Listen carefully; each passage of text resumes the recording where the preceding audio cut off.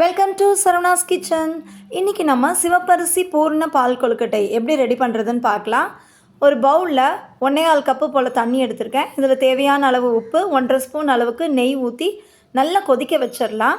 இதுக்கிடையில் நம்ம மாவு எடுத்துடலாம். நான் பேக்கெட் மாவு தான் வாங்கியிருக்கேன், சிவப்பரிசி பேக்கெட் மாவு. இப்போ அதை நான் 1 கப்பு போல் மாவு எடுத்திருக்கேன். இப்போ தண்ணி நல்லா கொதிச்சிருச்சு. கொதிச்சதுக்கப்புறம் தான் அதை எடுத்து நம்ம மிக்ஸ் பண்ணணும். 1 கப்பு மாவுக்கு 1.25 கப்பு தண்ணி தாராளமாக சரியாக வரும். கொஞ்சம் கொஞ்சமாக ஊற்றி இந்த மாதிரி கிளறி விட்டுக்கணும். கரண்டிலே மிக்ஸ் பண்ணுங்கள், கை வைக்க முடியாது. ஓரளவுக்கு கை பொறுக்கிற சூடு வந்ததுக்கப்புறம் நம்ம கையில் நல்லா பிசைஞ்சிக்கலாம். இப்போ அது கொஞ்சம் நேரம் ஊறட்டும். பூரணம் ஆல்ரெடி 1/2 கப்பு போல் கடலைப்பருப்பை நல்லா வேக வச்சு எடுத்துகிட்டு 1/2 கப்பு வெல்லத்தில் 1/4 கிளாஸ் விட தண்ணி கம்மியாக ஊற்றி கரைச்சிட்டு அதில் இந்த கடலைப்பருப்பையும் தேங்காய், ஏலக்காய் பொடி எல்லாம் போட்டு ரெடி பண்ணி எடுத்து வச்சுருக்கேன் பூரணம். இப்போ நம்ம மாவு கை பொறுக்கிற சூடு வந்ததுனால நல்லா மிக்ஸ் பண்ணிக்கிறேன். இப்போ கையில் கொஞ்சமாக உள்ளங்கையில் நெய் தடவிட்டு கொஞ்சம் கொஞ்சமாக மாவு எடுத்து இந்த மாதிரி ரோல் பண்ணி பிளேட்டில் எடுத்து வச்சிடலாம். நம்மளோட ஷேப்புக்கு எப்படி வேணாலும் அதை நம்ம பிடிச்சிக்கலாம். நான் 2 ஷேப்பில் ரெடி பண்ணி வச்சுருக்கேன்.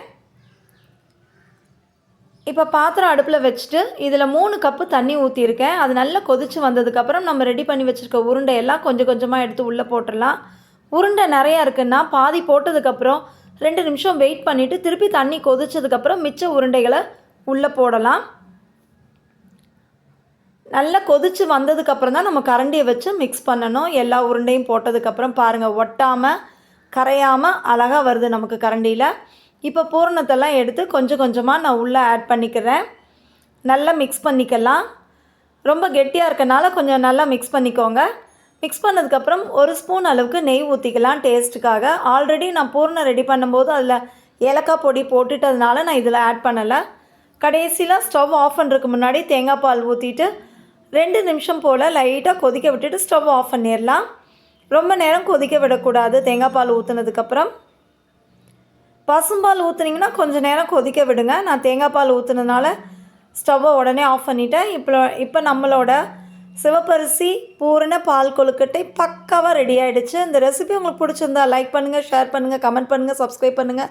தேங்க்ஸ் ஃபார் வாட்சிங்.